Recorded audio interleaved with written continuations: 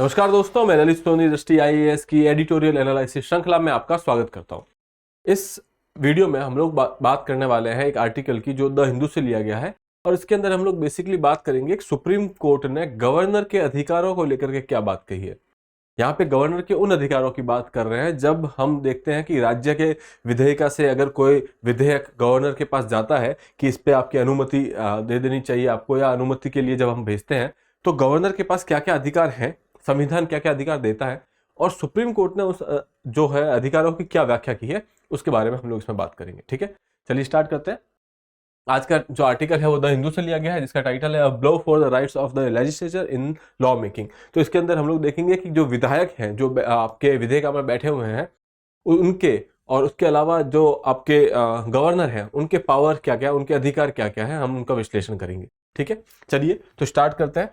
आज के इस एपिसोड में हम लोग जो बात करने वाले हैं, जैसे कि मैंने बताया कि हम लोग गवर्नर के पावर्स के बारे में बात कर रहे हैं। तो ये खबर में क्यों है अभी, क्योंकि अभी कुछ वक्त से एक इशू चल रहा है कि गवर्नर जब उनके पास विधेयक पहुंचते हैं तो गवर्नर उन पर रेस्पॉन्ड नहीं करते। 2-3 साल तक गवर्नर जो है उस पर रेस्पॉन्ड नहीं करते। ऐसा ही केस जो है हुआ पंजाब में, उससे पहले केरला में भी हुआ है, तमिलनाडु में भी ऐसे केस हो रखे हैं और भी कई राज्यों में ऐसे केस हुए। लेकिन फिर पंजाब गवर्नमेंट जो है वो इस केस को लेकर के सुप्रीम कोर्ट के पास जाती है और सुप्रीम कोर्ट ने इस पे अपना जो है एक जजमेंट दिया है, इसीलिए ये चर्चा में है और हम लोग इसके बारे में बात कर रहे हैं। ठीक है, फिर हम लोग देखेंगे कि इस लैंडमार्क जजमेंट में, इस ऐतिहासिक निर्णय के अंदर सुप्रीम कोर्ट ने क्या कहा है। ठीक है, उसके बाद हम लोग थोड़ी सी चर्चा करेंगे आर्टिकल 200 की, अनुच्छेद 200 की।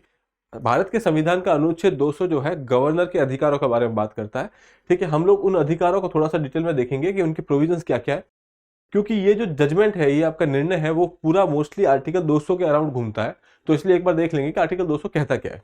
ठीक है, फिर इस फैसले का प्रभाव क्या है, ठीक है, इसके क्या इंप्लीकेशन होंगे, क्या इंपैक्ट होंगे, ठीक है, वो देख लेंगे। फिर राष्ट्रपति के विचार के लिए जो विधेयक रखे जाते हैं, ठीक है, इस अनुच्छेद 200 के अंदर जब हम बात करते हैं तो गवर्नर के पास एक पावर है जिसके अंदर वो विधेयक को राष्ट्रपति के विचार के लिए रख सकता है। ठीक है, और फिर राष्ट्रपति उसके ऊपर अपना जो अनुमति देगा या नहीं देगा वो बात की बात है, लेकिन वो रख सकता है। और यहां पे हम देखेंगे कि कौन से ऐसे विधेयक हैं जो राष्ट्रपति के विचार के लिए रखे जा सकते हैं। ठीक है, फिर हम लोग इस आर्टिकल को कंक्लूड करेंगे और देखेंगे कि सुप्रीम कोर्ट के फैसले के बाद आज के अगर हम डायनामिक्स में देखें तो गवर्नर के पास क्या क्या पावर अवेलेबल है। ठीक है, चलिए स्टार्ट करते हैं।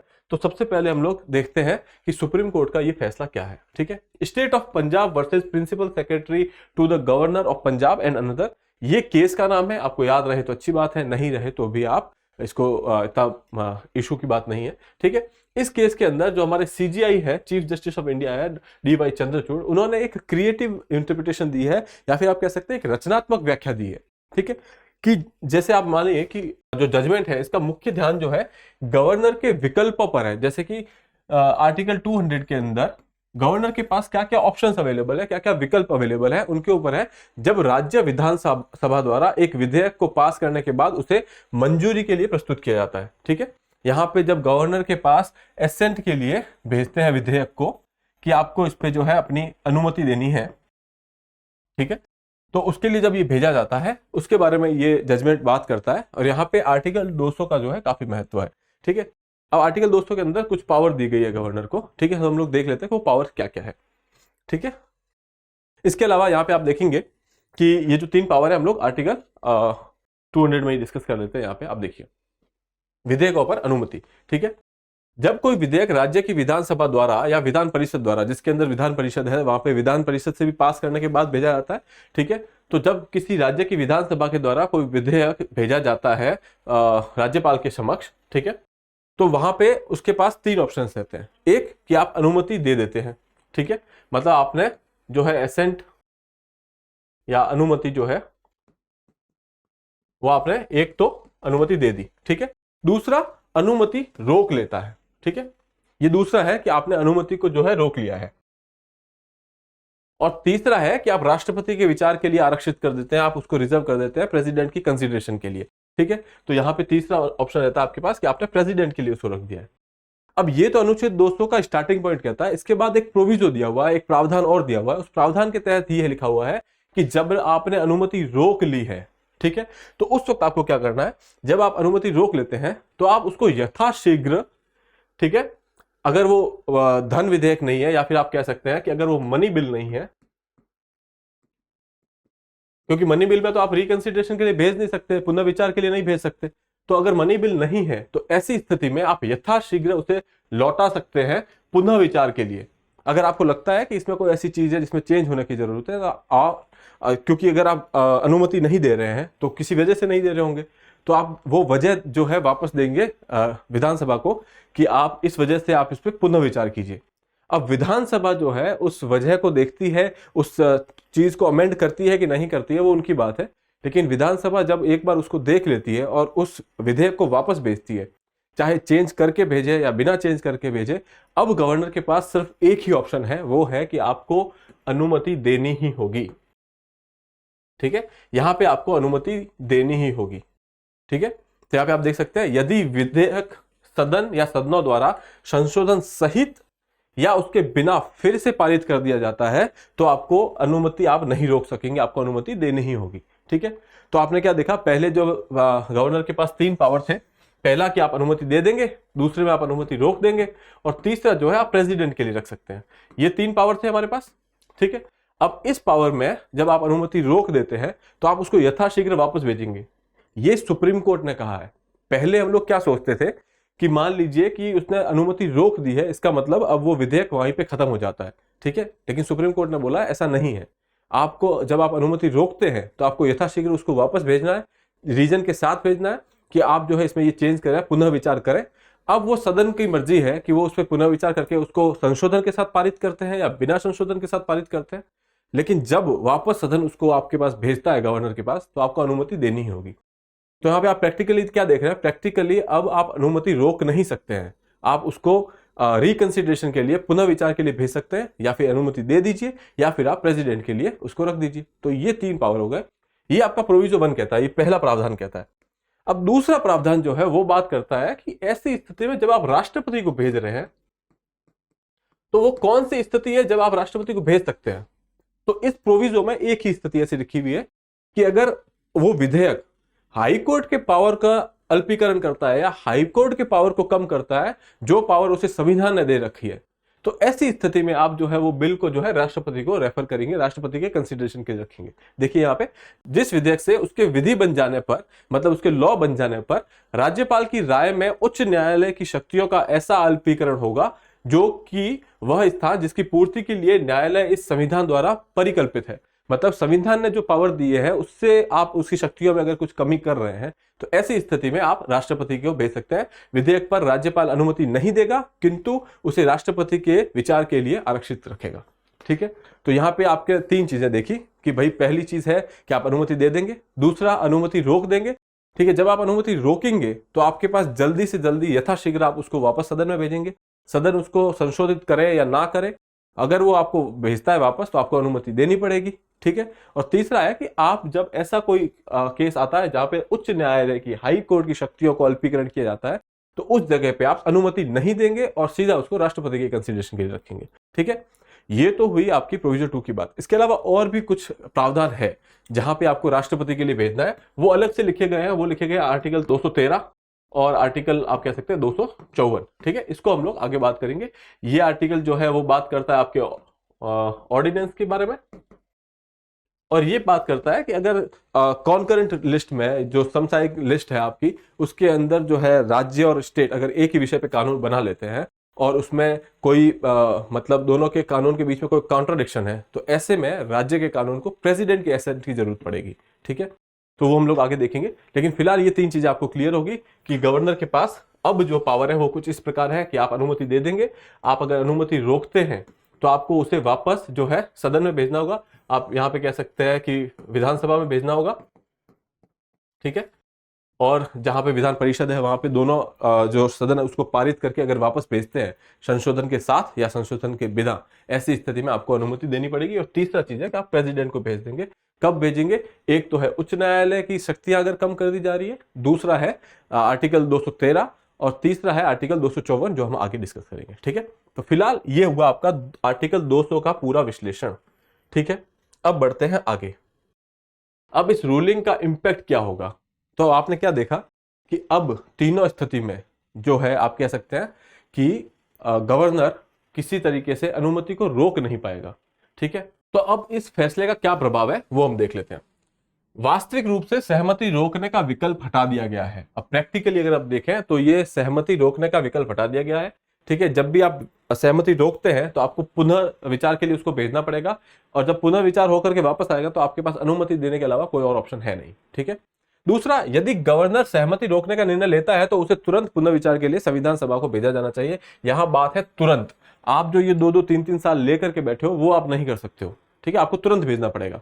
ठीक है, जिसके परिणाम स्वरूप उसके पास सहमति देने के अलावा कोई और विकल्प नहीं होगा। इसका मतलब यह है कि उनके निर्णय से सीजीआई का जो दृष्टिकोण है उससे आप ये कह सकते हैं कि विधायिका के कानून निर्माण के मामले में और वास्तव में अचुने गवर्नरों को शासन के पूरे संविधान तंत्र को सुरक्षित किया जाता है। मतलब आप यहाँ पे सिंपल भाषा में आप ये देखें कि यहाँ पे जो विधायिका की पावर है उसको बढ़ा दिया गया है, और गवर्नर जो कि अनइलेक्टेड होता है, जो चुन करके नहीं आते हैं, जो प्रेसिडेंट है उसको अपॉइंट करता है, तो उनके पावर को यहाँ पे थोड़ा कम कर दिया गया है। ठीक है, तो ये कुछ ऐसी चीज है। जनरली कॉमन प्रैक्टिस क्या है कि स्टेट जो है जब भी विधानसभा से बिल वहां जाता है, गवर्नर उसकी या तो अनुमति देता है या फिर 2-2 3-3 साल तक वो बिल वहीं पड़े रहते हैं। ठीक है, इससे आपके जो कानून बनाने की प्रक्रिया है उसमें बहुत अड़चने आती है। दूसरी बात, कानून बनाना जो है वो पावर किसका है? विधायिका का। अगर आप ऐसी कोई चीज करते हैं उससे विधायिका के पावर में फर्क पड़ता है, तो ये चेक एंड बैलेंस जरूरी होता है, और इसीलिए सुप्रीम कोर्ट ने ये जजमेंट दिया है। ठीक है, अब आगे बढ़ते हैं थोड़ा सा। प्रेसिडेंट की कंसिडरेशन के लिए रखना।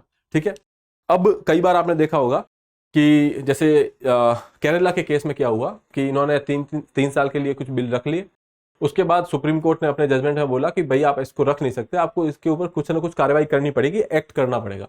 तो उन्होंने क्या किया कि जैसे 8 बिल थे उसमें से एक पे तो अनुमति दे दी, बाकी 7 को जो है प्रेसिडेंट के लिए कंसिडरेशन के लिए रख दिया। तो अल्टीमेटली बात वही हुई कि वो फिर से जो प्रोसेस है वहां पे अटक गया। तमिलनाडु में कुछ और विचित्र चीज हुई कि वहां पे लगभग 10 बिल थे, विधेयक थे ऐसे, और जब कोर्ट ने ऐसा बोला कि भाई उस पर कार्रवाई कीजिए, तो उन्होंने क्या किया कि उनको रिकंसिडरेशन के लिए भेजा। रिकंसिडरेशन के लिए भेजा, और जब विधानसभा ने उसको वापस भेजा रिकंसिडर करके, तो फिर उन्होंने प्रेसिडेंट के असेंट के लिए, प्रेसिडेंट के कंसिडरेशन के लिए रख लिया। जैसा ये प्रावधान तो संविधान में है भी नहीं। ठीक है, तो ऐसी चीजों की वजह से सुप्रीम कोर्ट ने बोला कि हम देखेंगे कि कौन से बिल जो है आप प्रेसिडेंट के लिए रिजर्व कर सकते हो। ठीक है, तो यहां पे कुछ ऐसी चीजें हैं, आप देखिए। ये हमने पढ़ा पहली चीज कि जब किसी हाई कोर्ट के पावर में कोई कमी होती है या फिर उच्च न्यायालय की शक्तियों में कोई कमी होती है तो आप ऐसा कर सकते हैं, पहली चीज। इसके अलावा कोई और पावर जो है वो यहां पे आप देख सकते हैं कि वर्तमान में ये क्वेश्चन इंपॉर्टेंट हो जाता है कि गवर्नर क्या अपने विवेक से विधेयकों को राष्ट्रपति के लिए सुरक्षित कर सकता है, कि मतलब वो क्या हर विधेयक को कर सकता है अपनी मर्जी के हिसाब से। तो ऐसा है कि संविधान इस पे चुप है, संविधान में ऐसा कोई प्रावधान नहीं दिया हुआ है, लेकिन संविधान पे 2-3 जगह पे ऐसा प्रावधान है कि यहां यहां पे आपको भेजना ही होगा। ठीक है, तो फिर केवल 2 स्थानों पर राष्ट्रपति के लिए विचार करने के लिए इनको रखा गया है। वो 2 स्थान है आपका आर्टिकल 213, मतलब जहां पे आप अध्यादेश बनाएंगे।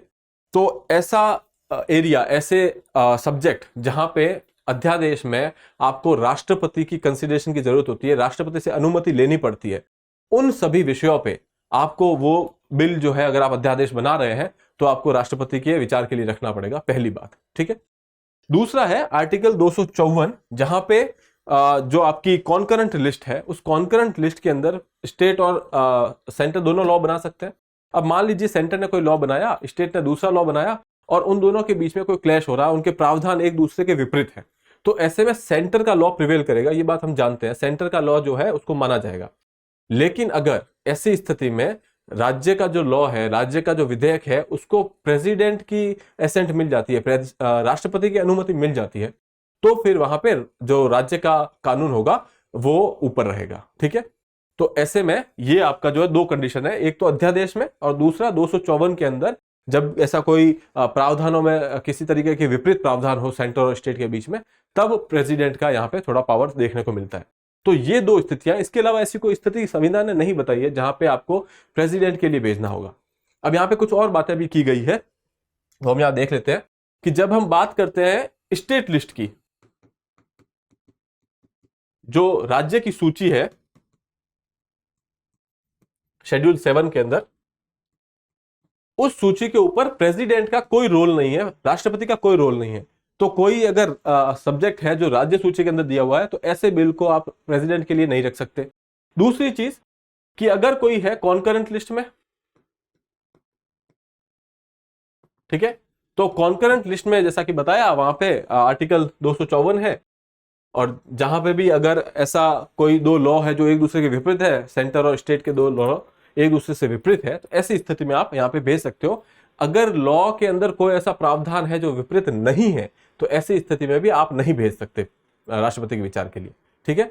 तो ये दो चीजें हो गई। तीसरा, जब हम बात करें यूनियन लिस्ट पे तो उस पर स्टेट का कोई रोल है ही नहीं, ठीक है। तो यहां पे आपने देखा कि राष्ट्रपति के लिए कब कब रख सकते हैं ये कंडीशंस पे, ठीक है। अब आगे बढ़ते हैं कि भाई अब इसका जो है पूरा कंक्लूजन क्या है, इतनी पूरी डिबेट की उसका कंक्लूजन क्या है। उसका कंक्लूजन ये है कि गवर्नर के पास जो है अब सिर्फ इतनी सी पावर है कि आप अनुमति दे सकते हैं, ठीक है। अगर आप अनुमति को रोकते हैं तो आप उसमें जो है पुनः विचार के लिए भेजेंगे, और जैसे ही आप पुनः विचार के लिए भेज देंगे तो उसके बाद जब वो वापस भेजते हैं उस विधेयक को तो आपको अनुमति देनी ही होगी और कोई पॉसिबिलिटी नहीं है। तीसरा है कि आप राष्ट्रपति के लिए रख सकते हैं उसको, ठीक है। और राष्ट्रपति के लिए जब हम बात करते हैं तो राज्य विषय जो है आपकी राज्य सूची में जो विषय दिए हुए हैं, स्टेट लिस्ट में जो विषय दिए हुए हैं, उसके ऊपर आपको भेजने की जरूरत नहीं है, ठीक है। दूसरा, अगर समसारित विषयों पर, कॉन्करेंट लिस्ट के विषयों पर अगर कोई ऐसा प्रावधान नहीं है जो किसी यूनियन के या सेंटर के कानून का उल्लंघन कर रहा है तो भी आपको भेजने की जरूरत नहीं है, ठीक है।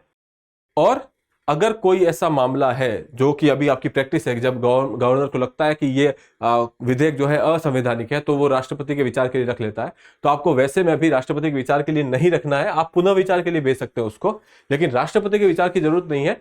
क्योंकि कोई चीज असंवैधानिक है या नहीं है वो डिसाइड करना ना राष्ट्रपति का काम है ना गवर्नर का काम है, ये काम है कोर्ट का, ठीक है। और उसको हम लोग कोर्ट पे ही छोड़ेंगे, ठीक है। तो यहाँ पे इस जजमेंट में कोर्ट ने कुछ कुछ पावर के ऊपर लिमिटेशन डाली है, यहाँ पे गवर्नर के कुछ पावर्स को क्लियर किया है कि ऐसी स्थिति में गवर्नर को क्या क्या करना है। दूसरा, उन्होंने बताया है कि किस किस जगह पे जो है गवर्नर को राष्ट्रपति के पास भेज सकते हैं कि नहीं भेज सकते हैं, ठीक है। दूसरा कि अगर कोई विधेयक असंवैधानिक है तो उस पर राष्ट्रपति और गवर्नर दोनों का कोई रोल नहीं है, वहां रोल कोर्ट का आता है और कोर्ट को अपना काम करने दे, ठीक है। तो ये रही आज की चर्चा। आज के सेशन को हम लोग यहीं खत्म करते हैं, फिर मिलेंगे आपसे अगले एपिसोड में। तब तक के लिए have a good day, thank you.